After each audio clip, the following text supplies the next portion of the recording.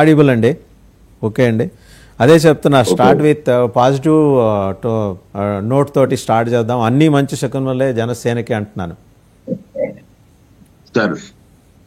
నాగబాబు గారిని క్యాబినెట్లో ఇండక్ట్ చేసుకోవటం, వారికి శాఖల కేటాయింపుకు సంబంధించి సుదీర్ఘమైన చర్చ, అలాగే అభివృద్ధి కార్యక్రమాలకు సంబంధించి ఎక్కడికక్కడ జనసేన వాళ్ళకి ఎదురవుతున్న అవాంతరాలు, ఆటంకాలు, అంటే ఇన్ ది సెన్స్ మినిస్టర్స్ కావచ్చు, ఎమ్మెల్యేలకు కావచ్చు, ఇవన్నీ కూడా సుదీర్ఘంగా ముఖ్యమంత్రి గారితో నిన్న డిప్యూటీ సీఎం చర్చించారు.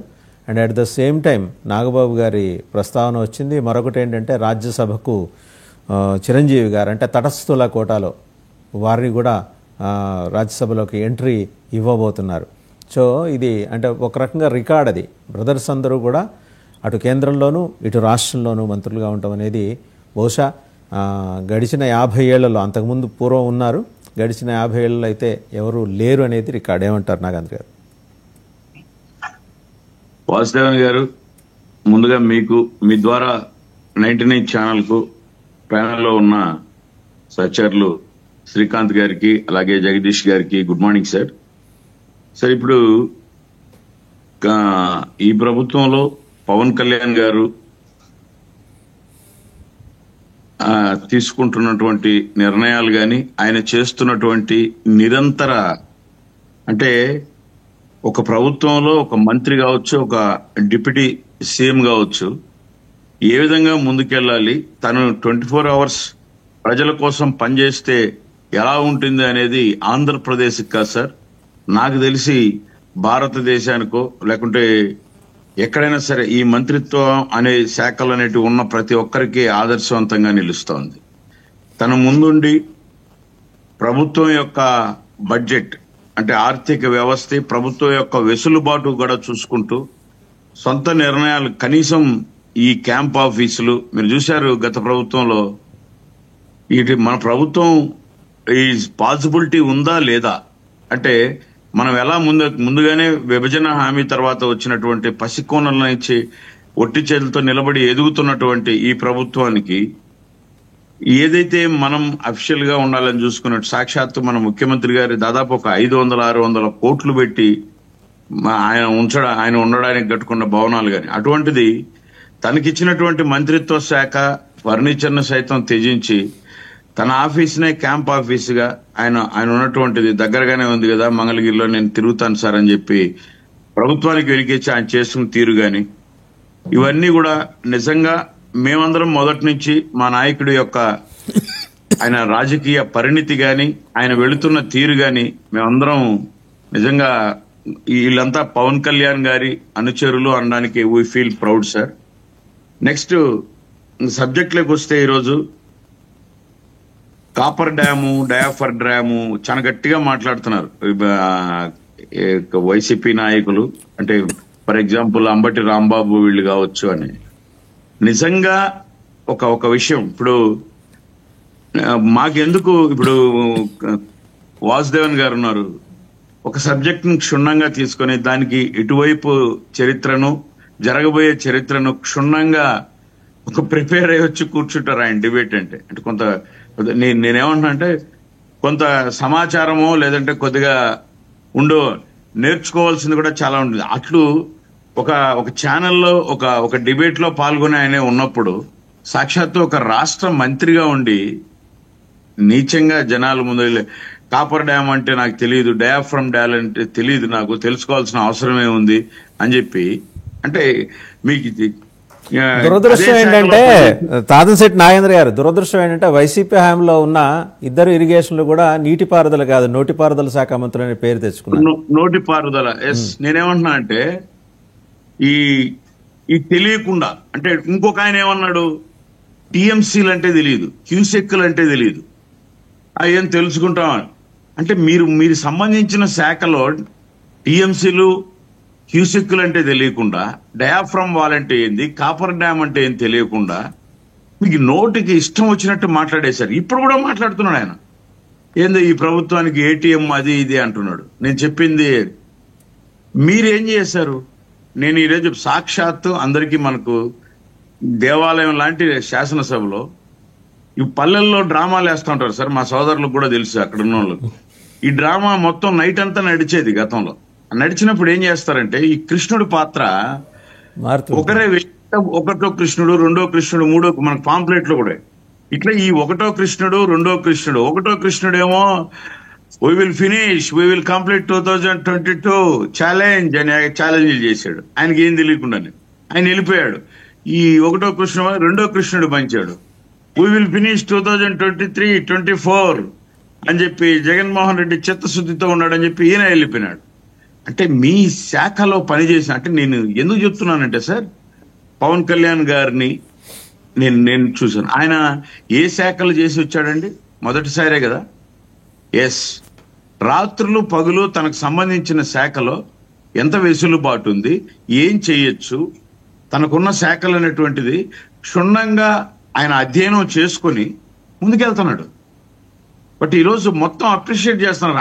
ఆయన వెళ్ళడమే కాకుండా తన సహచర మంత్రులకు సైతం ఆదర్శంగా నిలుస్తున్నాడు. ఈరోజు ముఖ్యమంత్రి గారు కానీ, రాష్ట్ర శాఖ కానీ, ఎవరైనా సరే అంటే రాష్ట్రంలో దీన్ని పవన్ కళ్యాణ్ దృష్టికి తీసుకెళ్దాం అంటే మనం ఆ దృష్టికి తీసుకెళ్తే ఈ సమస్యకు పరిష్కారం దొరికినట్టే అనే అంతగా ఈవెన్ శత్రువులు ఎవడైనా సరే విమర్శించే వాళ్ళు సైతం అంటే కరెక్టే ఆయన వెళ్లే దారి అనేటివి. అంటే ఒక ముఖ్యమంత్రి స్థానంలో ఉండి లేదా ఒక పార్టీ స్థాయిలో ఉండి ఇప్పుడు ప్రభుత్వంలో ఉండి కూడా తన సొంత డబ్బులు వెచ్చించి, నేను ఒక చిన్న ఎగ్జాంపుల్, ఇప్పుడు కడపకు వస్తే ఆయన ఆ అమ్మ అని నీళ్లు అడిగితే కడప పర్యటనలో నా సొంత నిధుల నుండి నేను చేస్తానమ్మా, మళ్ళీ కావాలంటే చూద్దాం అని చెప్పి చేసి వెళ్ళాడు. నిన్నటికి నిన్న ఎన్నో, అంటే ఇప్పుడు మైసూరువారిపల్లి పంచాయతీలో ఫస్ట్ మొదటి గ్రామ సభకు వచ్చినప్పుడు నిజంగా వీ ఫీల్ ప్రౌడ్. అక్కడ స్థలం లేదంటే తన సొంత నిధులతో 6 లక్షలు పెట్టి magnanimity of deputy CM Pawan Kalyan గారండి. నేను I do agree with your statement అండి. కడప మున్సిపల్ హై స్కూల్కి వెళ్తే ఆ బిడ్డలతో దగ్గర తీసుకుని వాళ్ళతో మాట్లాడుతూ ఉంటే అక్కడ సార్ మాకు ఈ కిచెన్ అనేది బాగలేదు, ఇంకెవ్రీథింగ్ అన్ని బాగానే ఉన్నాయి కానీ కొంచెం అంటే ఇమ్మీడియట్ గా కొత్త కిచెన్ కట్టించండి, మనకు ఆ వెసులుబాటు ఫండ్స్ లేదంటే సొంత ఫండ్. నేనేం చెప్తున్నానంటే దగ్గరున్న కాడికి ప్రజలకు సర్వీస్ చేయాలా అనే ఉద్దేశంలో ఉన్నా. అంటే ఈరోజు ప్రతి ఒక్కరికి కూడా ఆయన ఆదర్శంగా నిలుస్తున్నాడు, ఇంక్లూడింగ్ గొప్ప విషయం సార్ మీకు చెప్తున్నాను, మా పర్సనల్ ఇంటర్నల్ మీటింగ్ లో కూడా మీరందరూ కూడా అదే విధంగా ఉండాలి. మనము ఎన్ని చెప్పాం ప్రజలకు, అంటే మనల్ని నమ్మారు కదా, మనల్ని నమ్మి మన వెనక నిలబడ్డారు కదా. అంటే ఎంత మెజారిటీ ఇచ్చారంటే 11 సీట్లకు కనీసం ప్రతిపక్షం కూడా లేకుండా వాళ్ళని వీధిలో నిలబెట్టినప్పుడు ప్రజలకు మన మీద ఎంత నమ్మకంతో ఆ బాధ్యత ఇచ్చారు. కాబట్టి ఆ బాధ్యతను నిర్వర్తించడంలో మనం అత్యంత పకడ్బందీగా ఉండాలండి. ప్రతి నిమిషంలో ఈవెన్ కార్పొరేషన్లు గెలిచే కొంతమందికి ఇచ్చిన టైంలో కానీ, డైరెక్టర్లు కానీ, ఎనీవే నిన్నటికి నిన్న నీటి సంఘాల ఎలక్షన్ లో కానీ ప్రతిరోజు ప్రతి నిమిషం మాకు ఆయన తెలియజేస్తున్నాడు సార్. అంటే మనము ఆన్సర్ జవాబుదారీతనంగా ఉండాలి. ఏదో వచ్చేసిందని చెప్పి నేను ఒప్పుకోను. మీరు ఎమ్మెల్యేలు కావచ్చు 21 మంది.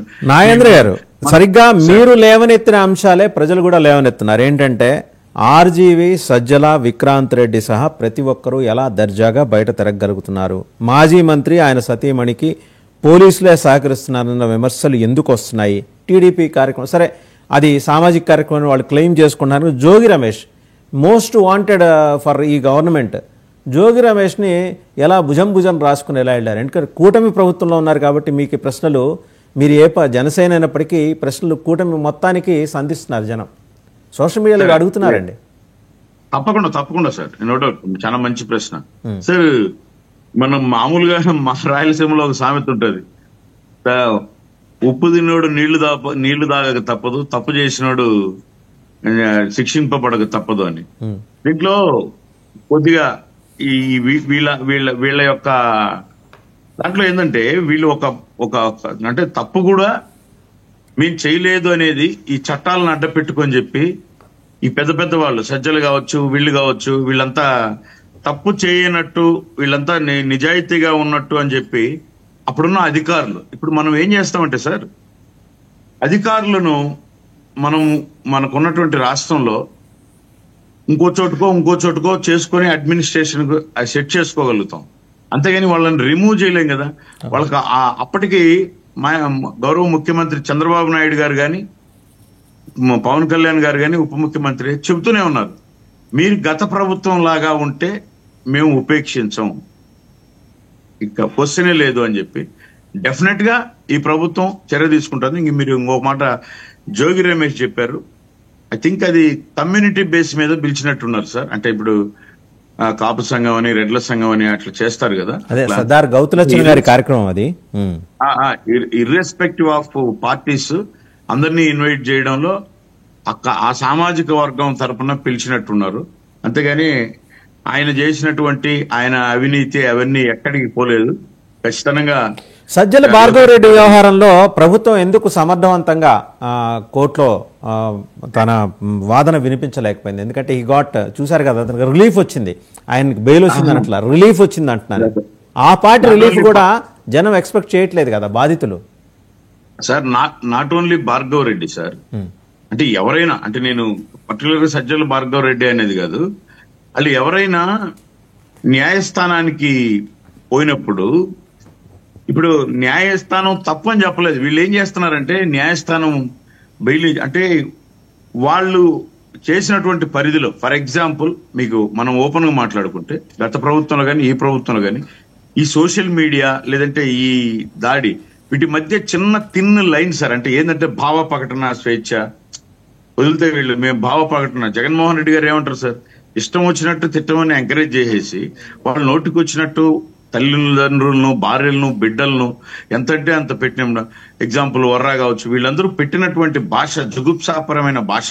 అంటే ఎవరికైనా తల్లి కూడా మనకు తల్లే, వాళ్ళ ఇంట్లో చెల్లి కూడా మనకు చెల్లి లాంటిదే, సోదరు లాంటిదే అనేటటువంటి పవన్ కళ్యాణ్ లాంటి గారి లాంటి నాయకులు వాళ్ళకి చెప్పలేక ఈ రోజు జగన్మోహన్ రెడ్డి కానీ ఇంకో నాయకుడు కానీ ఇలా తప్పు, మీరు ఏదైనా ఉంటే సిద్ధాంతాల పరంగా మాట్లాడండి, కొట్లాడండి, ఓ మాట మాట్లాడండి, అంతేగాని మీరు ఈ విధంగా పర్సనలైజ్ చేసేదని చెప్పలేక ఇప్పుడు మనకు పర్టికులర్ గా ఈ సైబర్ క్రైమ్ కు క్షుణ్ణమైనటువంటి, అంటే మనం మొదటి నుంచి వస్తున్నటువంటి చట్టాలు కొంచెం అటు ఇటుగా ఉండడం. ఫర్ ఎగ్జాంపుల్ ఇప్పుడు బిఎన్ఎస్ వచ్చి కొద్దిగా యాక్ట్ చేయడం, వీటన్నిటి మధ్య వీళ్ళు వెసులుబాటు వెతుక్కుంటున్నారు తప్పితే చట్టం నుంచి అయితే 100% తప్పించుకోలేరు అన్నది.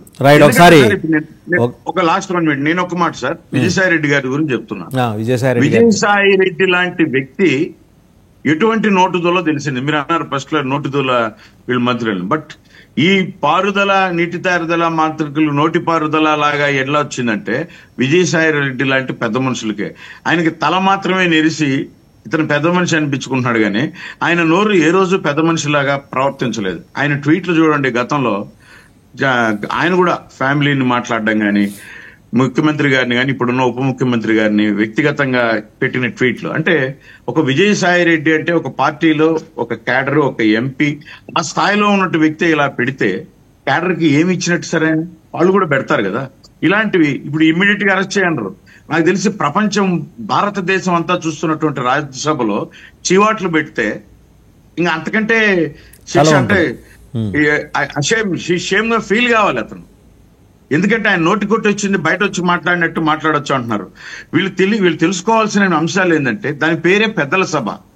మనం ఏమని పిలుస్తాం సార్ పురాతన కాలంలో, రాజ్యసభని మనం పేరు పిలిచిన పెద్దల సభ అంటున్నాం. హోందాగా పెద్దరికంగా వ్యవహరించినప్పుడే కదా సార్ అక్కడ. లాస్ట్ నాగబాబు గారు నిజంగా ఒక 40-45 సంవత్సరాల నుంచి మేము చెప్తాం సార్, మా మెగా అభిమాన దళపతి అంటారు సార్. పైకి ఆయన ఏ రోజు పబ్లిసిటీ కోరుకోకపోయినా, అంటే అన్నయ్య చిరంజీవి గారు కానీ, ఇలా పవన్ కళ్యాణ్ గారు కానీ, ఈ హీరోయిజము, ఈ ఫ్యాన్స్ అసోసియేషన్ అనేది ఉంటే, చిరంజీవి అభిమానులు అంటే సమాజ శ్రేయస్సుకు మూల స్తంభాలు అనేటట్టు తయారు చేసి ఏమేమి యాక్టివిటీస్ జరుగుతున్నాయి స్టేట్ లెవెల్లో కాకుండా కర్ణాటక, తమిళనాడు అక్కడ ఉన్నటువంటి సంఘాలన్నిటిని ఐకమత్యం చేసి జరిగేటటువంటి సామాజిక సేవా కార్యక్రమాలను ఏం చేస్తున్నారని చెప్పి మానిటరింగ్ చేసి, ఎక్కడన్నా 1-2 చిన్న పొరపాట్లు ఇలాంటి ఎప్పుడు జరగకూడదు, అభిమానుల మధ్య కానీ నాయకుల మధ్య ఉంటే ఎవ్రీథింగ్ పర్ఫెక్ట్ గా వెనకుండి మాకు అన్ని అండదండలతో నడిపించినటువంటి దళపతి నాగబాబు గారు sir. At the same time politics లోకి వచ్చినప్పుడు కూడా అన్నయ్య ప్రజారాజ్యంలో కానీ ఈరోజు తమ్ముడు జనసేన విషయంలో కానీ నిస్వార్థంగా, అంటే ముందు మనం పని చేయాలని చెప్పి ఆయన పెట్టుకున్నా కానీ ఎక్కడన్నా ట్వీట్ చేసినా చూడండి, ఒక జన సైనికుడు నాగబాబు అని పెట్టుకుంటా, అంటే నేను మీలో ఒకటిగా పనిచేస్తాను, నేను ఒక జన సైనికుడిగా ఉండడమే నాకు ఇష్టం, నా తమ్ముడు లేదంటే ఆయన అధ్యక్షుడు మీకెలాగో నాకు అలాగే అని చెప్పి అంత సూటిగా, అంత డౌన్ టు ఎర్త్ కార్యకర్తలతో కలిసిపోయి, నిజంగా కార్యకర్తల యొక్క క్షేమమే మన క్షేమం అంటూ వాళ్ళ మధ్యలో 100% మీకు తెలియని విషయం ఏంటంటే, పార్టీ అన్నాక ప్రతి పార్టీలో ఉంటాయి సార్, అది వైసీపీనా టీడీపీనా అని కాదు, చాలా ఇన్నర్స్ ఉన్నప్పుడు పర్సనల్ గా ప్రతి జిల్లాకు వెళ్ళి ఎక్కడైతే ఆయన తీసుకున్నటువంటి లిస్ట్ లో ఉంటుందో ఆ నాయకులను మొన్న ఎలక్షన్ కు ముందు కూర్చోబెట్టి అందరినీ సమన్వయపరిచి, మీరు ఆయన మనుషులు ఈయన మనుషులు కాదు, అందరం పవన్ కళ్యాణ్ గారి మనుషులమే, అందరం జనసేన పార్టీ మనుషులమే, మీరు ఇలా వర్గాలుగా ఉండకూడదు అని చెప్పి వాళ్ళందరినీ ఏకతాటిగా సమన్వయపరిచి రాష్ట్ర స్థాయిలో 13 జిల్లాల్లో పర్యటించి అందరినీ ఒక తాటిపైకి తెచ్చి ఇంతటి ఘన విజయానికి, ముఖ్యంగా జనసేన పార్టీ 100% రావడానికి చేసిన ప్రధాన భూమికల్లో ఒకసారి శ్రీకాంత్ గారి దగ్గరికి కూడా వెళ్దామండి. శ్రీకాంత్ గారు, హరివంశ్ నారాయణ సింగ్ గారు రాజ్యసభ వైస్ చైర్మన్ నిన్న తల వాచాల చివాట్లు పెట్టారు. అది హౌస్ ఆఫ్ ఎల్డర్స్ అండి. We need to maintain some decorum. మనం పెద్దల సభలో కూర్చున్నప్పుడు మనం మాట్లాడవలసిన అంశాలేంటి, మనం లేవనెత్తాల్సిన అంశాలేంటి. ఓకే, విధానపరంగా మీరు ఆర్గ్యూ చేసుకోవచ్చు లేదా మీరు ఏదైనా మాట్లాడవచ్చు, బట్ ఎన్డీఏ పక్షంలో ఉన్న తెలుగుదేశానికి చెందిన వాళ్ళు మీరు మాట్లాడండి, బయటకు వచ్చి మాట్లాడండి, పార్లమెంట్లో వెలుపల మీడియా పాయింట్కి వచ్చి మాట్లాడండి, నోబడీ విల్ అబ్జెక్ట్ యూ. ఎందుకని అంత గతి తప్పి ఆయన మాట్లాడాల్సి వచ్చింది? ఎక్కడైనా YCP is losing its senses? ఆ సందేహం అన్నా కలుగుతుందా మీకు? తన స్పృహ వైసీపీ కోల్పోతోందా? 99 టీవీ వీక్షకులకి, వాసుదేవన్ గారికి, ప్యానెల్లో ఉన్న పెద్దలకి అందరికీ కూడా శుభోదయం. సార్, ఎంతసేపు ఉన్న విజయసాయి రెడ్డి గారిని పార్లమెంట్ లో మొటిక్కాయలు, ఈ రెడ్ బుక్ రాజ్యాంగానికి హైకోర్టులో వేసిన మొటిక్కాయల గురించి కూడా చెప్పండి. రెడ్ బుక్ రాజ్యాంగానికి బ్రేక్ పడిందా లేదా? సజ్జల భార్గవరెడ్డి విషయంలో హైకోర్టులో ఊరట అంటున్నారు, మీరే చెప్పారు. దాంట్లో ఇది రెడ్ బుక్ రాజ్యాంగము అనేది బాగా అర్థమైపోయింది. అంటే ముందు నుంచి నేను ఒకటే చెప్పుకొస్తున్నా వసుదేవన్ గారు, ఇది డైవర్షన్ పాలిటిక్స్ లో వారన్నీ ఒక్కటొక్కటి లడ్డు బోటు సోషల్ మీడియా ఇవన్నీ చేసుకుంటూ వస్తున్నారు. జగన్ గారి ఫ్యామిలీ గురించి కానీ, ఇప్పుడు ఇంకొకటి గురించి కానీ, రేపు నిన్న అదాని జరిగినప్పటి గురించి కానీ, ఈ రోజు కానీ ప్రతి ఒక్కటి కూడా ఏదన్నా నిర్ధారణ అయ్యి ముందుకు పోతా ఉందా? ఏది పోవడంలే.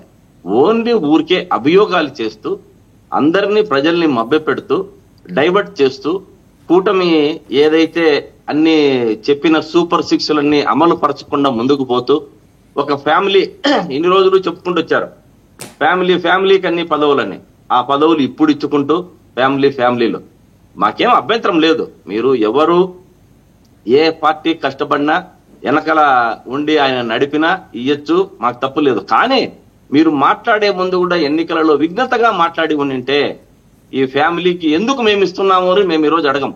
కొంచెం పవన్ కళ్యాణ్ గారి చాలా సభల్లో చూసా, ఫ్యామిలీలకు అంతా పదవులు ఇస్తున్నారు, నేను దీన్నంతా అడ్డుకుంటాను అన్నారు. కానీ ఈ రోజు ఏం జరుగుతుంది? ఫ్యామిలీలకు నేను చెప్పా, నేను ఇంత ముందు కూడా చెప్పా, చిరంజీవి గారు ముఖ్యమంత్రి అయినా మాకు అభ్యంతరం లేదు, మీరు ఉగాది తర్వాత మీరు ముఖ్యమంత్రి అవుతారనుకున్నాము, కానీ ఇప్పుడు నాగబాబు గారు ఫీల్డ్లోకి వచ్చారు, రేపు చిరంజీవి గారు ముఖ్యమంత్రి అయినా మాకు అభ్యంతరం లేదు, అవుతారు కూడా, చేసుకోండి, ఎందుకంటే జమ్లీ వచ్చా జగన్ వచ్చా అనే ఒక్క ఇది జరుగుతా ఉంది. నేనైతే జమ్లీ వస్తుందంటే అందరూ కూడా నవ్వుకున్నారు, ప్యానెల్లో ఉన్న సభ్యులంతా కూడా ఏమనుకుంటున్నారు రారు అని. కానీ జమ్లీ వస్తుంది, జగన్ వస్తాడు. కానీ ఈ మధ్యకాలంలో మీరు చెప్పారు వసుదేవన్ గారు మన నాగబాబు గారి గురించి మంత్రి పదవి ఇవ్వడంలో జనసేన అధినేత పవన్ కళ్యాణ్ గారి దగ్గర ఉన్నటువంటి పదవిని కేటాయించి అంత ఇది చేయాల్సిన పని లేదు. అంటే త్యాగము. చంద్రబాబు గారి దగ్గర కూడా చాలా పదవులు ఉన్నాయి, దాన్ని కూడా తీసి ఒకటి ఇవ్వచ్చు. పవన్ కళ్యాణ్ గారి దాంట్లోనే ఇవ్వడం లేదు. కానీ దీంట్లోనే పవన్ కళ్యాణ్ గారిని చంద్రబాబు ఎలా బ్రేక్ వేస్తున్నాడు, ఇతను వేసే దూకుడికి ఎట్లా చెక్కు పెట్టాడు అన్న విధానాన్ని మనకు సుస్ఫుటంగా తెలిసిపోతుంది. ఎందుకంటే పవన్ కళ్యాణ్ గారి దగ్గర ఉన్న పదవుల్లోనే పంచడం అనేది ఒక చాలా బాధాకరం. ఎందుకంటే ఆయన దగ్గర ఉన్న ఒక్క దాంట్లోనే తీసిస్తున్నారు, అదేవిధంగా చంద్రబాబు తెలివితేటలకు కుటిల రాజకీయాలకు ఇది నిదర్శనం. ఆయన దగ్గర కూడా దండిగా ఉన్నాయి. యాక్చువల్ గా రాజ్యసభకు పోవలసిన నాగబాబు గారిని రాజ్యసభకు పోనీయకుండా అడ్డుకున్నారు. అంటే అక్కడే వారి తెలివితేటలు తెలిసిపోయాయి. ఎందుకంటే ఈ జనసేనాని దగ్గర నుంచి ఢిల్లీకి పోయి చక్రం తిప్పి వీరు ఏదో వ్యూహాన్ని చేస్తారు అని అతనికి గుర్తించే వీరి చేసే దూకుడికి తట్టుకోలేక పవన్ కళ్యాణ్ గారి దగ్గర ఉన్న పదవులలోనే ఇతనికి పంచే పరిస్థితి వచ్చింది. రాజకీయంగా కూడా ఢిల్లీకి పోలేక రాజ్యసభకు పోలేకుండా అడ్డు వేయడంలో చంద్రబాబు గారు దాంట్లో సఫలీకృతం అయినారనే నేను చెబుతున్నా. అదేవిధంగా బీజేపీలో ఇప్పుడు బీజేపీ మనకు అన్ని రాష్ట్రాల్లో కూడా ఒక ప్రధాన భూమిక పోషించి ఇక్కడ కూడా ఒక పాగా వేయాలని చూశారు. ఆ పాగాల్లో భాగంగానే మగా ఫ్యామిలీని బాగా వాడుకుంటుంది బీజేపీ. ప్రతి ఒక్కరిని కూడా వాడుకోవడంలో దిట్ట బీజేపీ. జగన్మోహన్ రెడ్డి గారిని అలానే వాడుకున్నారు, చంద్రబాబు నాయుడు గారిని నిజం ఒప్పుకున్నారు. జగన్మోహన్ రెడ్డి గారిని బీజేపీ వాడుకుంది అనే విధాన్ని వాడుకుని జగన్మోహన్ రెడ్డికి ఎవరి పదవులు ఉంటే వాళ్ళు వాడుకుంటారు సార్. అది తప్పదది బీజేపీకి. దాంట్లో ఉన్న ప్రజలతో అందరికీ తెలిసిన విషయమే అది. అదేం పెద్దగా దాని గురించి మనమేమే ఇప్పుడు ఇంకా వాడుకుంటుందా వదిలేసిందా ఇంకా బీజేపీ వాళ్ళు వాడుకోవడంలో ఎట్లా పెడతారంటే అట్లా మధ్యలో పెట్టుకుంటారు. త్రిశంకు స్వర్గం మాదిరి ఎవరిని వేయకుండా. ఇప్పుడు వదలలేదనుకోండి, ఏదైనా మాట వినలేదనుకోండి. ఇప్పుడు సపోజ్ ఒకటి చెప్తాను, ముస్లిం మైనారిటీ బిల్లు ఉంది. ఆ ముస్లిం మైనారిటీ బిల్లు కోసము చంద్రబాబు నాయుడు గారు ఏదన్నా అడ్డం వేశాడు అనుకోండి, ఇమీడియట్ గా ఈడీ ఓపెన్ చేపించి లోపల ఇచ్చారు చంద్రబాబు నాయుడు. అదే విషయం జరిగినప్పుడే పవన్ కళ్యాణ్ గారిని ఢిల్లీకి పంపించి మాట్లాడి మంతనాలు జరిపించారు. కానీ బయటకు వచ్చేటప్పటికి ఏమైపోయింది, సోషల్ మీడియా అరెస్టుల కోసం ఢిల్లీకి వెళ్ళిన పవన్ కళ్యాణ్ సోషల్ మీడియా అరెస్టుల ప్రాణాలు ఎంత, వారి చిన్నవి రాష్ట్రంలో మీరు చూసుకోవలసిన అంశాలను దాన్ని కేంద్ర హోమ్ మినిస్టర్ తో మాట్లాడే అవసరం ఏమన్నుందా? అట్లా డైవర్ట్ చేస్తారు. మన జరిగింది ఈ విషయం. మన అందరూ తెలిసి పవన్ కళ్యాణ్ గారు సోషల్ మీడియా వాళ్ళ కోసం వెళ్ళారు అని చెప్పినారు. కాదు, అప్పుడు పోయినది ముస్లిం మైనారిటీ బిల్లుకు చంద్రబాబు నాయుడు గారు అగెనెస్ట్ అయినప్పుడు దాన్ని సర్ది చెప్పడానికి, లేకుంటే నువ్వు కూడా లోపలికి పోతావు నాయన, నిన్ను కూడా లోపలేస్తారు అని ప్రత్యేకంగా మంతనాలు జరపడానికి మాత్రమే పవన్ కళ్యాణ్ గారు అప్పుడు వెళ్లారు అన్నది రాష్ట్ర ప్రజలకు అందరికీ తెలిసిన విషయమే అని చెప్పేది అందరూ తెలుసుకోవాలి. మన జగదీష్ గారు, సరే శ్రీకాంత్ గారు కొత్త రెవల్యూషన్స్ చేస్తున్నారు. సరే ఆయన ఇంకొక విషయం చెప్తా. ఇక్కడ బీజేపీలో పురంధేశ్వర్ గారు టీడీపీకి అనుబంధ పార్టీగా మార్చారు. ఈ మధ్య కాలంలో పురంధేశ్వర్ గారు టీడీపీకి మన అనుబంధ సంస్థగా మార్చి పెట్టారు బీజేపీని. ఎటువంటి పరిస్థితుల్లో బీజేపీ మెగా ఫ్యామిలీని అడ్డం పెట్టుకునే ముందుకు పోవాలి తప్ప వారికి ఎక్కడా కూడా భూతద్దం వేసినా కూడా ఒక్క క్యాండిడేట్ కూడా దొరకడు. ఈ మధ్య జగదీష్ గారి దగ్గరికి వెళ్దాం, మళ్ళీ మీ దగ్గరకు వస్తా. జగదీష్ గారు, సరే ఆయన అన్నారని కాదు కానీ బీజేపీ 2 తెలుగు రాష్ట్రాల్లో కొత్త ఎత్తుగడలతోటి ముందుకు వస్తుంది. అంటే న్యాచురల్ ఒక రాజకీయ పార్టీ తాను పెరగటానికి ఉన్న అవకాశాలను ఎక్స్ప్లోర్ చేసుకుంటుంది.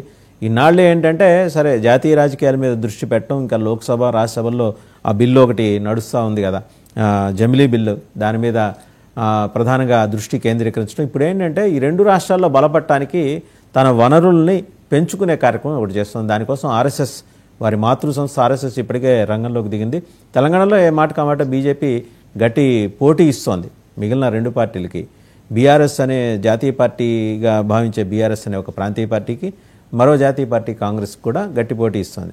ఆంధ్రప్రదేశ్లోనే మనుగడ లేని ఆ పార్టీకి జవజీవాలు ఇవ్వాలనేది బీజేపీ సంకల్పంలా కనిపిస్తుంది. ఈ 2 ఎగ్జిస్టింగ్ చైర్స్లో ఉన్న వాళ్ళకి, చైర్స్లో కూర్చున్న చీఫ్ మినిస్టర్స్కి కొంత పొలిటికల్ థ్రెట్ పోస్ట్ చేయటమే. అంటే బీజేపీ బలపడితే సహజంగా ఆందోళన కలిగే విషయమే. బీజేపీ తాను బలపడటానికి అవకాశం లేని చోట జనసేన లాంటి పార్టీలని ముందుంచుకొని వారి భుజం మించి తుపాకీ పేలుస్తుంది. బీజేపీ రాజకీయం అది.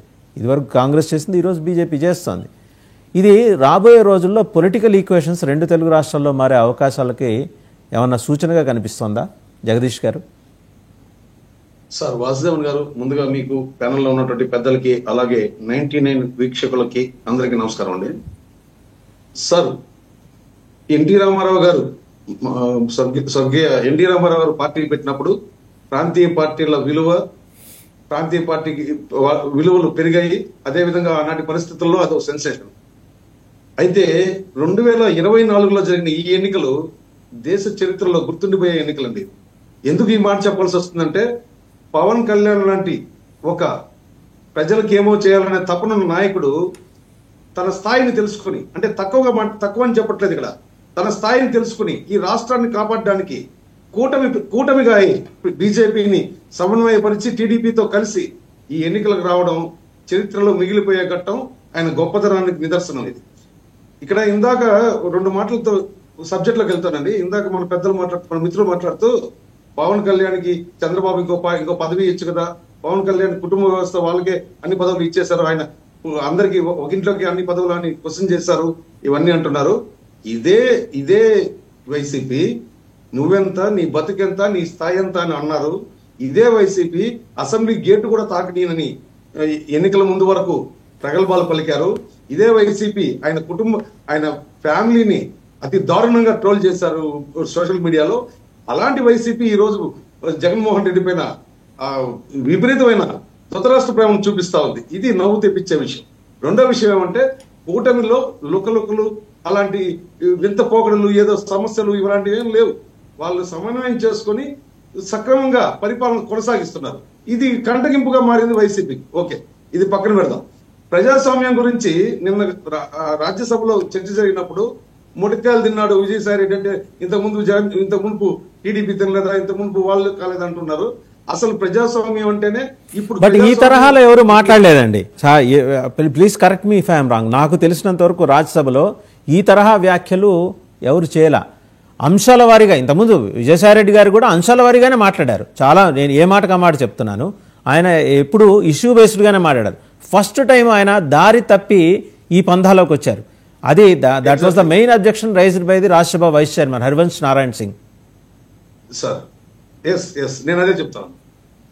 ఆయన ఎప్పుడు పార్లమెంట్ లో మాట్లాడినా, రాజ్యసభలో మాట్లాడినా ఆయన ఆయనకు ఒకటే ఊత పదం, టీడీపీని విమర్శించడం. అక్కడ టీడీపీని బేస్ చేసుకొని ఇక్కడ రాష్ట్రానికి ఎలాంటి ప్రయోజనాలు కావాలి, రాష్ట్రానికి ఏం కావాలని ఏ రోజు అడిగిన పాపాన పోలేదు. రెండో విషయం ఏమంటే, జగన్మోహన్ రెడ్డి గారు ఢిల్లీ వెళ్ళినప్పుడు ప్రెస్ ని అడ్రస్ చేసే వాళ్ళు కాదు. ఇప్పటి వరకు ఏ ముఖ్యమంత్రి ఈ విధంగా చేయలేదు.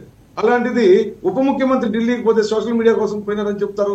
కాదు, ఆయన ఇందుకోసం పోయాడు, ముస్లిం మైనార్టీ బిల్ కోసం, ఆస్తుల బిల్ కోసం పోయాడు అని చెప్తున్నారు. అది వాస్తవమే అనుకుందాం. ఒకవేళ ఈ రెండిట్లు ఏదో ఒకటి వాస్తవం, వాళ్ళు చెప్పినట్టు ఏదో ఒకటి వాస్తవం. అంటే ప్రజాస్వామ్యం అయితే బతుకుందిగా. ఆయన ఢిల్లీకి ఎందుకు పోయారో చెప్తున్నారు కదా, మీకు తెలుస్తుందిగా మీడియా ద్వారా కూడా.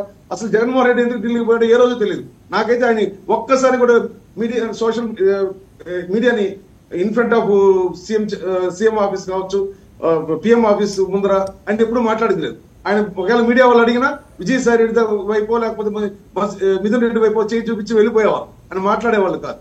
సో ఎవరైనా ప్రజాస్వామ్యంలో ఒక పదవిని అనుభవించే వ్యక్తి రాజధానికి వెళ్ళినప్పుడు మన రాష్ట్ర ప్రయోజనాలు ఏంటి, వాటి కోసం తను ఎవరితో చర్చించాను, దాని ఫలితాలు ఏంటి, మనకి ఎలాంటి అవకాశాలు ఉన్నాయి, ఇవన్నీ చెప్పాలి. అవన్నీ ఏ రోజు చెప్పిన పాపన పోలేదు.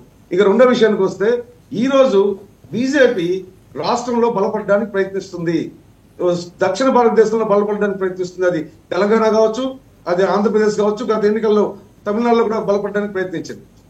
సార్ ఇక్కడ ఒక ఫిజికల్ ట్రైనర్ దగ్గరికి వెళ్ళి నాకు 6 ప్యాక్ కావాలి, ఏం చేయాలి అంటే 6 ప్యాక్ వచ్చే వరకు బాగా ఎక్సర్సైజ్ చేయాలి, కసరత్తు చేయాలి అని చెప్తాడు. అంటే 6 ప్యాక్ వచ్చేసిన తర్వాత ఆపేయచ్చా కసరత్తు అంటే లేదు, దాన్ని కాపాడుకోవడానికి మళ్ళీ కసరత్తు చేయాలి, కంటిన్యూగా ఎక్సర్సైజ్ చేయాలని చెప్పి. ఆ విధంగా టీడీపీ కావచ్చు, జనసేన కావచ్చు, బీజేపీ కావచ్చు, వీళ్ళు ఈ రోజు అధికారంలో ఉన్నారు. ఈ అధికారం మళ్ళీ కావాలనుకుంటే ఎవరికి వాళ్ళు ఎక్సర్సైజ్ చేసుకోవడమే. ఇది వచ్చి సిస్టమ్ అనమాట. బీజేపీ ముందుకు పోవడానికి ప్రయత్నిస్తుంది. తెలుగుదేశాన్ని దెబ్బకొట్టాలనో జనసేన దెబ్బకొట్టాలన్నది సెకండరీ. తాము ముందుకు వెళ్ళడానికి ప్రయత్నిస్తారు. అదేవిధంగా తెలుగుదేశం ప్రయత్నిస్తుంది, అదేవిధంగా జనసేన ప్రయత్నిస్తుంది. ఇప్పుడు రాష్ట్రంలో రాజకీయంగా ఎదగాలనుకునే యువత కావచ్చు, కొత్తగా రాజకీయాలకు వచ్చే ప్రతి వ్యక్తి కావచ్చు, అవకాశాలు మెండుగా ఉన్నాయి. జమిలీ వస్తుందా రాదా, జమిలీ వస్తే కూడా ఆప్షన్ ఉంది అక్కడ. మళ్ళీ అసెంబ్లీ ఎన్నికలకి ఏపీని కొన్ని రాష్ట్రాలని పక్కన పెట్టి జమిలీ నడిపించాలనేది కూడా ఒక ఆప్షన్. ఈ రోజు ఆ బిల్లు పార్లమెంట్ లోక్సభలో చర్చకు వస్తుంది ఈరోజు. లోక్సభలో రాబోతుంది. సో దాంట్లో కూడా కొన్ని సవరణలు ఉంటాయి.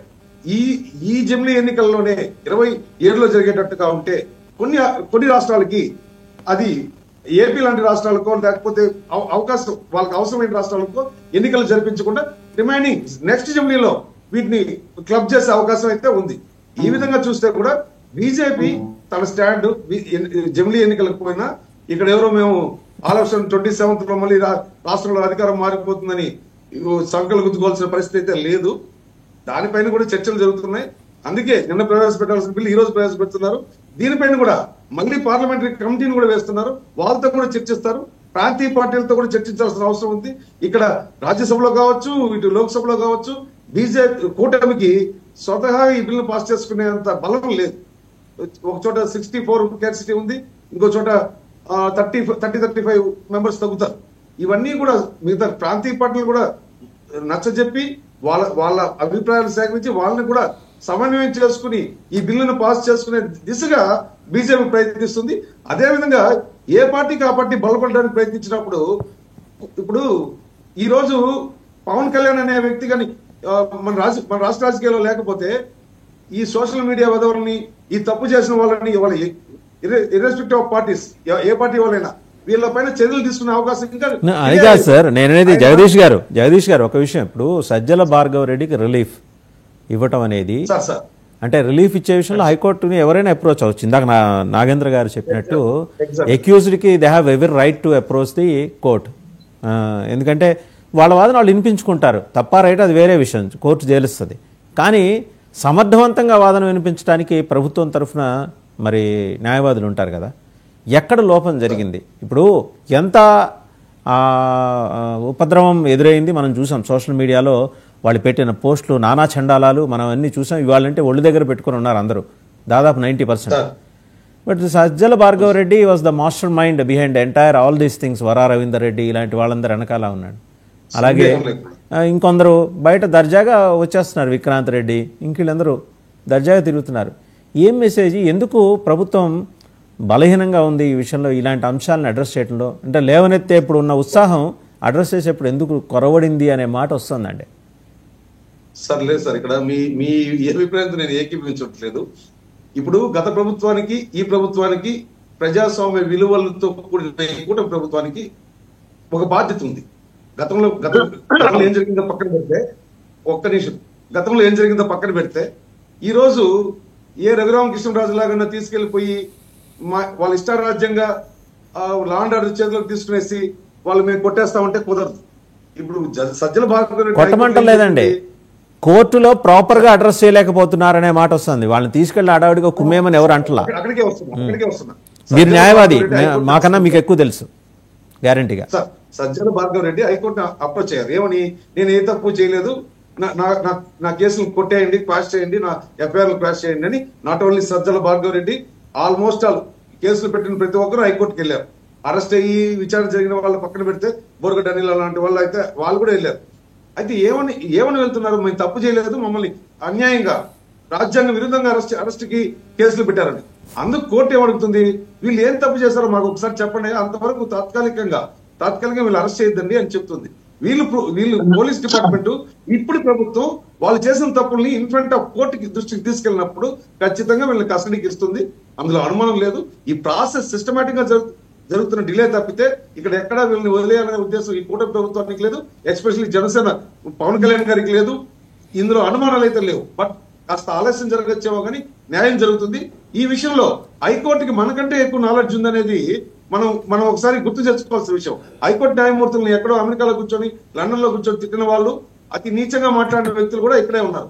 ఈ సోషల్ మీడియాలో ఇలాంటి దారుణమైన వరవడి ఈ వైసీపీ ప్రభుత్వంలోనే రావడం, అది వైసీపీ ప్రభుత్వ వైఫల్యమా లేకపోతే వాళ్ళ డిఎన్ఏనా నాకు తెలియదు, కానీ అది ఎవరు తప్పనేది కోర్టులు నిర్ణయిస్తాయి. అసలు అసెంబ్లీని ఇంత భ్రష్టు పట్టించిన చరిత్ర దేశ చరిత్రలో ఒక ఏపీలోనే వైపీసీపీలోనే జరిగింది. ఈ విషయాన్ని ఎవరైనా సరే ఒప్పుకోవాల్సిన సత్యం ఇది. ఎందుకంటే మనం రైట్. ఒకసారి నాగేంద్ర గారి దగ్గరికి వెళ్దాం. నాగేంద్ర గారు, 2 అంశాలు తెర మీదకి వచ్చినాయండి. పేర్ని నాని గారి సతీమణి వ్యవహారంలో పోలీసులే పేర్ని నాని గారికి సహకరిస్తున్నారు అని చెప్పి ఒక మాట బయటకు వచ్చింది. సో ఇంకా police still they are loyal to Jaganmohan Reddy గారండి. అంటే majority of the police, not all, అలాంటి ఇంప్రెషన్ జనాల్లో ఉంది. అండ్ ఇంకొక అంశం సజ్జల భార్గవరెడ్డి అంశంలో కూడా, అంటే ఆయన ఒక్కడే కాదు, అలాంటి ఒక 7-8 మంది వ్యవహారంలో కూడా ఇదే ఉదాసీన వైఖరి పోలీసులు ఎందుకు అవలంబిస్తున్నారు? సరే, ఇప్పుడు పోలీసు వ్యవస్థ ఏంటంటే ఒక జోబు సంస్థ లాగా, అంటే వ్యవస్థలన్నింటినీ వాడుకోవడం. జగన్మోహన్ రెడ్డి గారే సాక్షాత్తు ఒక చిన్న గాయం అయితే ప్రతిపక్షంలో ఉన్నప్పుడు నాకు పోలీసుల మీద నమ్మకం లేదు అంటే, ఆ వ్యక్తి నాకు ఆంధ్ర పోలీసుల మీద నమ్మకం లేదు, అట్లే వాళ్ళ నాయకులందరూ కరోనా వచ్చినప్పుడు ఆంధ్ర హాస్పిటల్ మీద, వాళ్ళ ప్రభుత్వంలోనే, నేను వేరే చెప్పలా, ఆంధ్ర హాస్పిటల్లో ఎవరూ చూపించుకోవాలి అంటే వాళ్ళ మీద వాళ్ళకే నమ్మకం లేదు, పక్కకి వెళ్ళినారు తమిళనాడు గారు. వాళ్ళేమో గొప్పగా చెప్పుకుంటారు కరోనాలో సర్వీస్ చేసినాడు జగన్మోహన్ రెడ్డి ఆధ్వర్యంలో.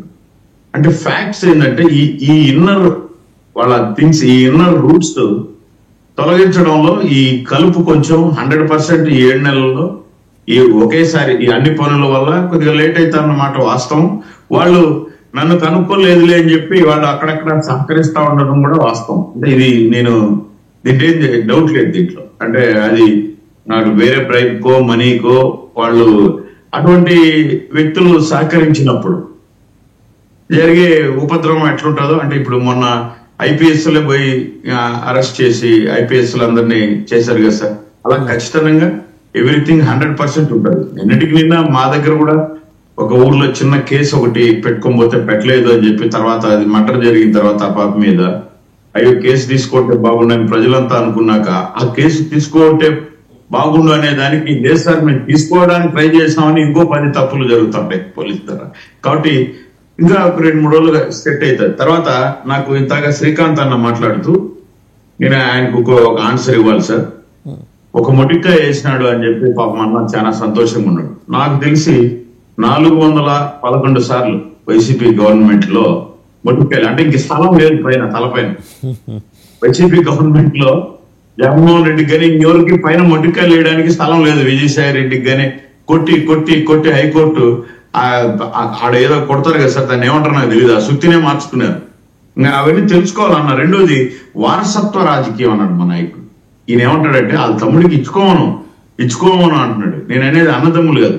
మీరు ఎక్కడైనా సరే కొన్ని ఎగ్జాంపుల్ చెప్తా. మనం మంచి సద్భావ వాతావరణంలో మాట్లాడుకున్నప్పుడు ఈనాలు అన్న కూడా జేసీ బ్రదర్స్ వాళ్ళని ఎవరు వారసత్వాలు అనుకోరు, వాళ్ళిద్దరు అర్హులు. ఆనం బ్రదర్స్ అంటే మనం అందరం ఏ పార్టీలోనో ఎంజాయ్ చేసిన, ఎందుకంటే సమర్థత ఉంది వాళ్ళ దగ్గర. ఇద్దరికి సమర్థత ఉన్నప్పుడు ఈయన ఉండకూడదు అనడానికి మనమే వస్తారు. వాళ్ళు ప్రజల్లో నుంచి వచ్చిన నాయకులు. ఇప్పుడు ఆనం బ్రదర్స్, అలాగే కోమటిరెడ్డి బ్రదర్స్, వివేక్ బ్రదర్స్, అంటే మీరు చూస్తున్నారు సమకాలీన రాజకీయాల్లోని.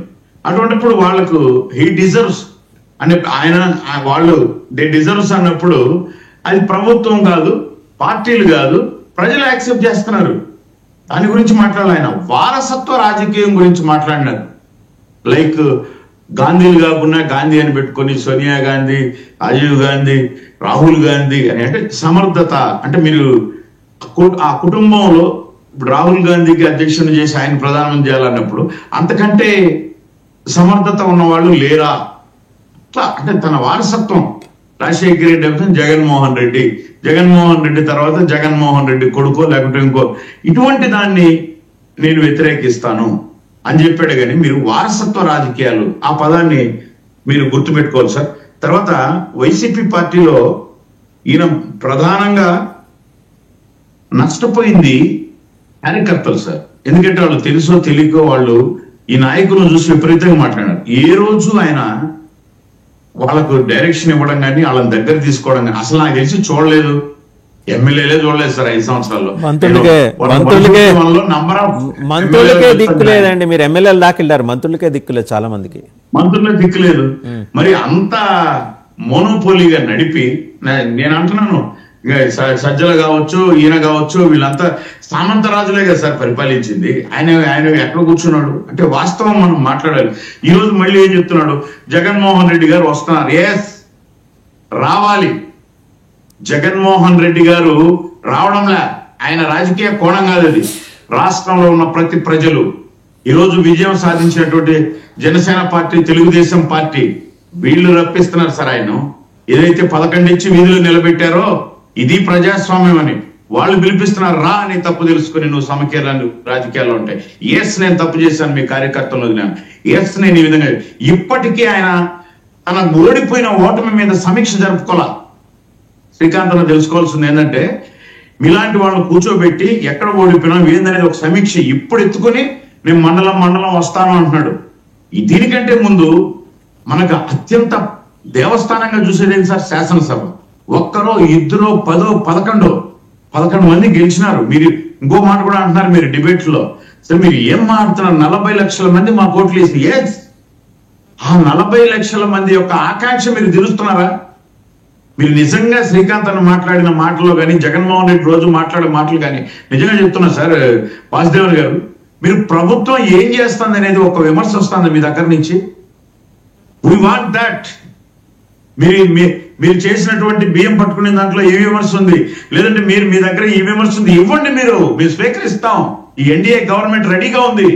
అంటే ఒక కన్స్ట్రక్టివ్ విమర్శ వస్తే దాన్ని సరిదిద్దుకోవడానికి, ఇమ్మీడియట్ గా పని చేయడానికి. మీరేం ఆంధ్రప్రదేశ్ ప్రజలు కాదా? మీకు కూడా పవన్ కళ్యాణ్ గారు, చంద్రబాబు నాయుడు గారు ముఖ్యమంత్రే, మీకు హక్కు ఉంది. మీరు అది తెలియజేయండి సార్. మీరు ప్రజలకి చెప్పారు, ఇది ఇంకా లేట్ అవుతుంది, ఇక్కడ రైతాంగం రబీ ఖరీఫ్ లో ఇబ్బంది పడుతున్నారు, మనం ఇది చేయాలి. మీరు ఇవ్వండి సార్. మీ ప్రజలకు ఇప్పుడు కూడా మీరు ఏం చేయడంలే. మీరు ఎక్కడైనా ప్రభుత్వం అన్ని చేయలేక 1-2 మర్చిపోతే వాటిని గుర్తు చేయాల్సిన మీరు అసెంబ్లీకి రాకుండా మీకు జీతాలు ఎందుకండి? ఒక్కొక్క నియోజకవర్గంలో కమ్ 2 లక్షల నుంచి 3 లక్షల ఓటర్లు మిమ్మల్ని ఎన్నుకున్నారు. మీరు గేట్లు తగలనీయము, లోపలికి పోనీయము అనేది, మీరు గేట్ కూడా చూడకుండా మీ ఇంటి బయట గేట్ వేసుకొని లోపల వేసుకొని కూర్చుంటే ఎట్లా సార్? రండి ఈదుల్లోకి, రండి అసెంబ్లీకి, మీరు మాట్లాడండి. ప్రతిపక్ష హోదా అనేది ప్రజలు ఇచ్చేది, గవర్నమెంట్ అయితే మీకు అదే ఒక 20 సీట్లు 18 సీట్లు ఇచ్చుంటే ఎవరిని అడగాల్సిన అవసరం మీరు కూర్చోవద్దు. అంటే మీరు ఇక్కడ బేరీజు వేసుకోవాల్సింది ప్రతిపక్ష హోదా కూడా మనం పనికిరాం, మన పరిపాలన అనేది మీరు బేరీజు వేసుకొని మీరు రండి ఉత్సాహంతో. అందుకే శ్రీకాంత్ అని అన్నాడు, ఈ బీజేపీ వీళ్ళంతా గేమ్ లో చిరంజీవి గారు కూడా ముఖ్యమంత్రి అవుతారు అన్నాడు. నాకు నిజంగా వెల్కమ్, స్వాగతం. చిరంజీవి గారు అవుతారన్నారు కానీ మా తప్పులు పునదెత్తుకొని మళ్ళీ జగన్ గారు ముఖ్యమంత్రి అవుతారని చెప్పలేకపోయినాడు ఆయన. అంటే ఆయన కూడా తెలుసు, అంటే వీళ్ళు అడ్డుకోవాలి అంతే ప్రభుత్వంలో ఏం జరుగుతుందని చెప్పి. కానీ ఇన్నర్ గా జరిగిన పొరపాట్లు, ఇన్నర్ గా జరిగిన విషయాలన్నీ తెలుసు. ఈరోజు రేపు ప్రజల్లోకి ఏమని వస్తావు నువ్వు? సార్ నేను 10 సార్లు ఒక కార్యకర్త, నా ఇంట్లో ఇటువంటి పరిస్థితి, నేను 5 సార్లు అరెస్ట్ అయినాను సార్. నేను పరిగెత్తాను సార్ విజయసాయి రెడ్డి కానీ మిత్ర దగ్గరికి కానీ, ఒక్కరు పట్టించుకోవాలి. ముఖ్యమంత్రికి తెలిస్తే పడుతుందని. ఏ సార్ ఒక చిన్న జనవాణి అని మంగళగిరి దగ్గర బయట పెడితే పరిగెడుతోంది సార్ ప్రభుత్వం. మాకు వచ్చినటువంటి నిజంగా వీ ఫీల్ ప్రౌడ్ అని ఎందుకు అంటున్నాం అంటే, మీరు అర్థం చేసుకోండి నిజాలను. ఈరోజు అక్కడ చిన్న తెల్ల పేపర్లో, అయ్యా నాకు రేషన్ కార్డు లేదు, అయ్యా నాకు ఇది లేదంటే, ఆ కన్సల్ట్ జిల్లాకు ఎస్పీలకు వాళ్ళకి వెళ్ళి ఈరోజు ఏదైతే ప్రభుత్వ ప్రజావాణి జరుగుతుందో, ఏదైతే మనం మండే నిర్వహిస్తున్నారో దానికంటే ధీటుగా వెంటనే చేయకపోతే పవన్ కళ్యాణ్ గారే ఫోన్ చేస్తున్నారు. సరే ఆ పాప తప్పిపోయిందంట, మీ స్టేషన్లో కేసు ఇచ్చారు, ఏం జరిగింది? నాకు కావాల్సింది, మేమేం కొట్లాడి పోలీసులు ప్రభుత్వాన్ని విమర్శ, మీకు ఎక్కడ పొరపాటు జరిగింది, నాకు కావాల్సింది అది. మీకు ఇంకెంత టైం కావాలి? 15 రోజుల, నెల లోపల ఆ పాపను ఆ తల్లికి చేరుస్తారా అని పెట్టేస్తున్నారు. పరిగెత్తుకుంటూ పోయి 9 రోజులు ఆ పాపను ఆ తల్లిదండ్రులు చేర్చారు. ఎక్కడో బొంబాయి లాంటి ప్రదేశంలో పాపం వాళ్ళు ఉండకూడని ప్లేసుల్లో వాళ్ళు వీళ్ళందరికీ అయిపోయి చిన్న బిడ్డలను ఎన్నికి తెస్తున్నారు. అది కదా సార్ మేము కోరుకుంటా ఉండేది. జగన్మోహన్ రెడ్డి తెలుసుకోవాల్సింది అది. మీరు ఊరికే నేను తప్పుపట్టను శ్రీకాంత్ అన్నాను, వాళ్ళ ప్రభుత్వం వాళ్ళు మాట్లాడాలి. వాళ్ళు తెలుసుకోవాల్సింది, ఇప్పటికైనా రికగ్నైజ్ చేయాల్సింది ఏంది, ప్రజల మనసులు దోచుకోవాలంటే. నేను మిమ్మల్ని దూరంగా పెట్టా, నాయకులను మిమ్మల్ని దూరంగా పెట్టా, ఎమ్మెల్యేలు మిమ్మల్ని దూరంగా పెట్టా. ఇప్పుడు అయిపోయింది కాబట్టి, ఖాళీగా ప్లేస్ ఉంది కాబట్టి పండగ వెళ్ళిపోయిన నుంచి ప్రజల్లోకి వస్తున్నాను. రండి మీరు ప్రజల్లోకి వచ్చిన తర్వాత, ఇంతవరకు చరిత్రలో 5 సంవత్సరాల్లో వేయలేని రోడ్లు, 5-6 నెలల్లో గ్రామీణ రోడ్లు, 14th ఫైనాన్స్ అంటే ఏంది, 15th ఫైనాన్స్ ఏంది అంటే తెలియనటువంటి సర్పంచులు. ఇంకొక మాట చెప్తాను సార్ శ్రీకాంత్ వాసుదేవన్ గారు, మీకు వినాలి. కడప జిల్లా కదా సార్ జగన్మోహన్ రెడ్డి గారి సొంత జిల్లా. కడప జిల్లాలో వైసీపీ గవర్నమెంట్ లో సర్పంచ్ ఎన్నికలు జరిగిన 3-4 నెలలకే 15 మంది రాజీనామా చేశారు. 6 నెలల కల్లా అందరూ షాక్. రాష్ట్రం అంతా ఎవరో కాదు, వైసీపీ సర్పంచులు. వాళ్ళలో ఒక స్నేహితుడు ఉన్నాడు, అరే బాబు ఎందుకు ఫోన్ చేసినావు అంటే నీతో మాట్లాడనరా, నేను చెప్పను, నేనేదో వచ్చేసినాను వదులుకున్నాను, మన ఇద్దరం స్నేహితులు, నువ్వు చెప్తే నువ్వు డిబేట్ లో చెప్తావు, చెప్పనులే చెప్పురా అని అడిగాను. చెబితే వీధిలోకి వెళితే ఒరే బలుబు కూడా బేలేని సర్పంచ్ రాని గోళీలు ఆడుకునే బొంగరాలు ఆడుకునేవాడు కూడా పిలుస్తున్నాడు రా, అవసరమారా ఈ పదవి, 2 ఎకరాల భూమి పణంగా పెట్టి గెలిచాను అన్నాడు సార్. అంటే నేను ఇక్కడ నా స్నేహితున్నో ఇంకొకరినో నేను కించపరచున్నాను. ఈరోజు మీరు పంచాయతీ వ్యవస్థ చూడండి సార్, ఎంత సమర్థవంతంగా ఉందో. 14th finance, 15th finance, NREGS funds ప్రతి నెల గర్వంగా తలెత్తుకొని తిరుగుతున్నాడు సార్ సర్పంచ్. నా ఫండ్ వచ్చింది, నేను ఆ ఫండ్ కూడా మళ్ళీ కొంతమంది బాగా సమన్వయంగా ఉన్నప్పుడు వైసీపీ వాళ్ళు గతంలో నేను చేసిన పనులకు ఒక 5 లక్షలు 10 లక్షలు మిగిలి పడిపోయిందన్న, నేను నష్టపోతానన్నా, ఇప్పుడు వచ్చిన ఫైనాన్స్ లో నా పాత బిల్లు చేయండి అన్నాను. If it is reasonable, if it is అతను పని చేసి రాకుండా ఉంటే అవి కూడా మేము ఆ సర్పంచ్ కన్సల్ట్ కి చెప్పి వేరే పార్టీ ఉన్నా అతను ఏం చేస్తాడు, అతను వేసాడు రోడ్డు, అతనికి రావాల్సిన బిల్లు ఇవ్వండి అని చెప్పి ఇంత ప్రజలకు అందుబాటులో ఈ విధంగా ఎన్డీఏ గవర్నమెంట్ ముందుకెళ్తుంది సార్. నేను జగన్మోహన్ రెడ్డి గారి దగ్గర శ్రీకాంత్ గారు నాగేంద్ర గారు అయితే చాలా ఓపెన్ గా శాసనసభకు ఎందుకు రారు మీరు, ఎందుకు ఇవన్నీ ప్రశ్నించరు, బయట మాట్లాడితే దానికి విలువ లేదు సార్. శాసనాలు చట్టాలు చేసే మనల్ని మనం పరిపాలించుకోవడానికి చట్టాలు చేసుకునేటటువంటి న్యాయస్థానాలు శాసనసభలో మీరు వచ్చి మాట్లాడడం లేదు, మీరు వచ్చి అడగడం లేదు. ఏదంటే అక్కడ కూడా నాకు ఎక్కడ సీట్ ఇస్తారో, నాకు మైక్ తక్కువ ఇస్తారేమో, ఇచ్చినప్పుడు నీ వాయిస్ వినిపించు. రైట్, ఆయన మాట్లాడతారండి ఒకసారి, ఆయన మాట్లాడతారు ఒకసారి. శ్రీకాంత్ గారు నాగేంద్ర గారు ఆపమన్నారు, ఆపండి. ఇంకా నేను చెప్తాను మీకు మాట్లాడిన దానికి కూడా.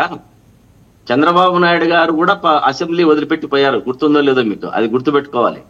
నేనేమంటున్నానంటే నాగేంద్ర గారు మీరు సరిగ్గా వినపడినట్లేదు, మీకు విన్నట్లేదు. రాష్ట్ర రాజకీయాలలో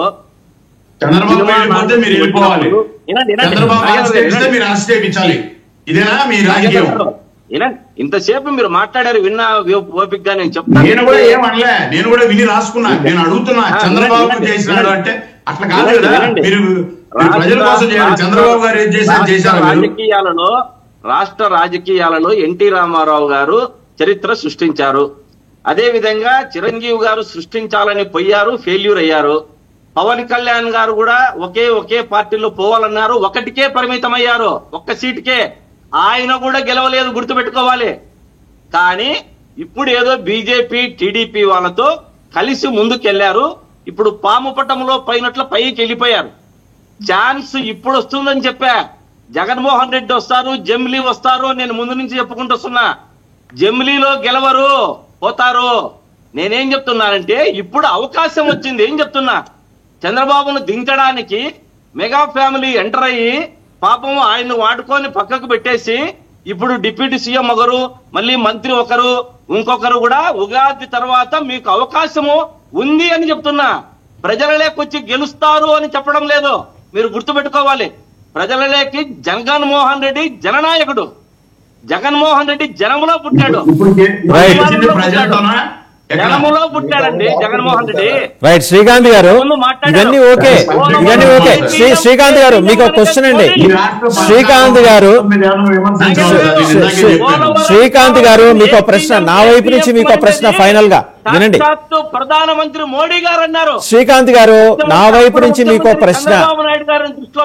శ్రీకాంత్ గారు నా వైపు నుంచి 1 minute అంటే టైం కూడా అయిపోతుంది, శ్రీకాంత్ గారు నా వైపు నుంచి మీకు ప్రశ్న వినండి. శ్రీకాంత్ గారు వినండి. ఇప్పుడు సరే, ఇంత జననాయకుడు, జనప్రభంజనం అంతా మీ అంటుంటే, మరి ఆయన ఎవరు నీటిపారుదల శాఖ మంత్రిగా చేసిన అనిల్ కుమార్ యాదవ్ గారు, అలాగే అసలు తన ఆడిటరీ స్కిల్స్ తోటి మీడియాని చెడుగుడాడేసుకున్న పేర్ని నాని గారు, వీళ్ళందరూ ఎందుకంటే అజ్ఞాతంలోకి వెళ్ళిపోయారు, అదృశ్యం అయిపోయారు? కారణం ఏంటండి? ఇది చెప్పి కంక్లూడ్ చేయండి. సార్, అజ్ఞాతంలోకి ఏ పార్టీకైనా రెడ్ బుక్ రాజ్యాంగం మాదిరి ఒకే కోణంలో టార్గెట్ చేస్తూ, ఇప్పుడు తెలుగుదేశంలో కూడా పార్టీలో ఎంతమంది సోషల్ మీడియాలో ఉన్నారు. ఆర్పి ఉన్నాడు, మరి మన పట్టాభి గారు ఉన్నారు, జేసీ ప్రభాకర్ రెడ్డి గారు మాట్లాడారు. ఇంతమంది మాట్లాడుతున్నా ఒకరినన్నా అరెస్ట్ చేశారా? ఇది ఒకే టార్గెట్ చేస్తూ, అంటే మిమ్మల్ని కూడా మీరు కూడా అరెస్ట్ చేసుకుంటే, మీ వాళ్ళని కూడా చేసుకుంటే మాకు సంతోషమే. కానీ సోషల్ మీడియాలో మాట్లాడడం ఎవరు చేసినా తప్పే. కానీ తప్పు చేసిన వాళ్ళందరినీ మనము టార్గెట్ చేసి అరెస్ట్ చేయమంటున్నాము. కానీ ఒకే కోణంగా వైఎస్ఆర్ కాంగ్రెస్ పార్టీలో రైట్, థ్యాంక్ యూ శ్రీకాంత్ గారు. Will continue this debate some other day.